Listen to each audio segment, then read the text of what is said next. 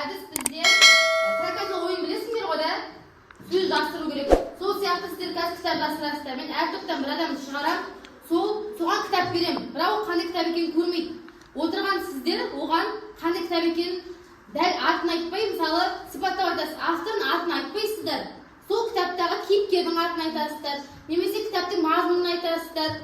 Сюжетін айтасыздар, сөйтіп айтасыздар. Келістік қой? Бірақ атын айтып қоймаймыз. Автордың шығарманың атын айтып қоймаймыз.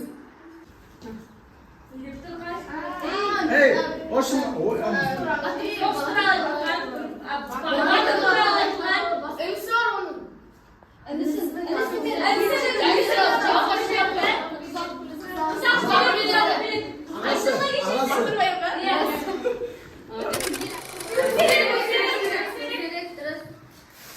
Сөйтіңіз апа.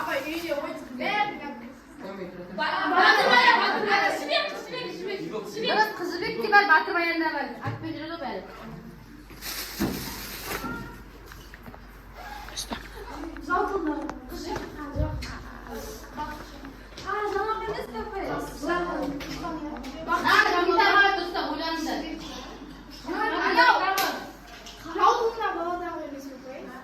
Айта берем дейсің, дұрыс, кім айтты қонақтар деп? Келеді келмей ма? Орыс болып. Әдеби домино деп аталатын әдіс. Домино дегеннен қалай айтып білесіңдер ма? Домино жасайсыздар, осы жерде жол қылып. Келістік па? Мынау бір-біріңмен ұжым болып, сынып болып жұмыс жасайсыңдар.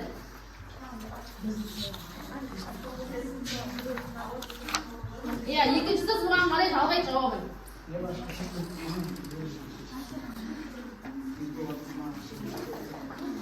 Біреуің бастайсыздар, камера көппенде де бір-бірінің артынан жалғасады бұл дейсің. Қазақ халқының лері әпсінің жыры. Жауабын тауып, сол жауап кімде сол мына жерге қойсын. Қазақ халқының лері әпсінің жыры. Жауабын мына жерге қоямыз. Дұрыс, әкелгендір. Енді Қызыбекке байланысты кімнің қолында не бар қараймыз. Мұхтар Әуезовке байланысты кімнің қолында не бар? Кел. Не деп тұр? Дұрыс. Міне, оқышыма өзім. Мағанай, еңбе алып ем, не жазып ем, бауырына салып жүргеннен басқа не қылып еді? Менің қолым деп елді тегіс еңіретті осы оқиғаны немен байланысты? Иә, мынау Мұхтар Әуезов дедім да, Мұхтар Әуезовтің күнделік шығармасынан үзінді. Бұл жерде не болып жатыр? Әкесі жылап жатыр, яғни не болды? Трагедия. Трагедия болды, кім қайтыс болды? Бала. Немересі қайтыс болды. Енді осы оқиғаны тағы немен байланыстырасыздар? Қолдарыңызды оқыңыздар. Міне, Жамал тағы бір сағаттай қиналып жатты да жан тапсырды. Бұл кімнің шығармасы? Жау тылындағы бала. Енді соның алып келеміз жауабын. Кел. Жау тылындағы бала, қой. Жау тылындағы бала шығармасының авторы. Қасым Қайсен. Кімнің қолында? Біздің қолымызда. Кел, Жанел. Қасым Қайсенов батырдың ерліктерінен кейін қазақ еліне қандай күн туды? Иә. Міне, жауабы Қасым Қайсенов. Енді осы батырдың, Қасым Қайсенов батыр болды ғой соғыста. Ерлік көрсеткен. Енді осы ерліктерінен кейін қазақ еліне қандай күн туды? Дұрыс, әкел, Дидар. Тәуелсіздік туды ғой енді. Тәуелсізбін. Тәуелсізбін қырында қой қорғап біздер Мәскеуді. Ал Мәскеуден қорғана біз алмадық. Мәскеуде дүниеге келген ақын. Мәскеуде жиі келген ақын. Қасым Қайсенов демей тәуелсіздік кел. Мен тәуелсіздіктің өлеңін қойдым. Сосын ішіне мысал алдым. Мәскеуде, ал Мәскеуден қорғана Пушкин бар.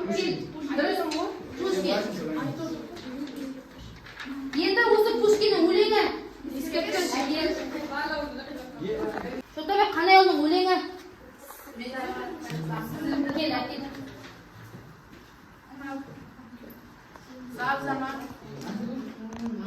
Жөн білмеген жамандар ел билеген бек болды. Жөн білмеген жамандар ел билеген бек болды. Оқиғасын тағы немен байланыстырасыздар? Әкел. Қайда кімде? Әкел. Зілді бұйрық. Өлеңінің авторы кімде? Жамбыл Жабаев.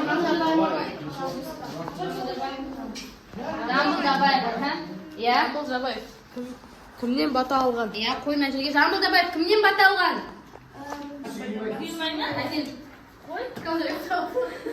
Сүйінбайдан бата алған сұрағың қандай? Сүйінбай кіммен айтса? Қатағанмен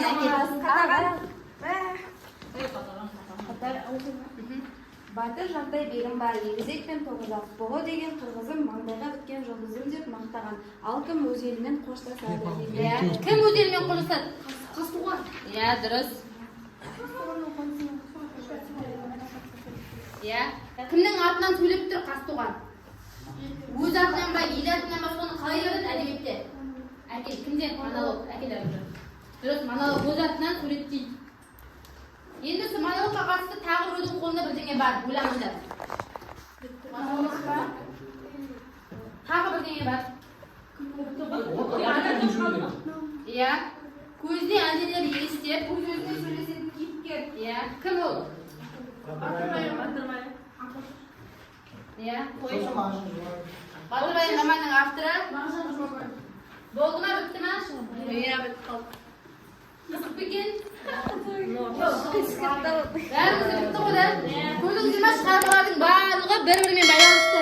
Біз осы арқылы 7-ші сыныпта барлық шығармаға шолу жасадық деп ойлаймын, иә? Бірінен соң бірі шығып жатыр.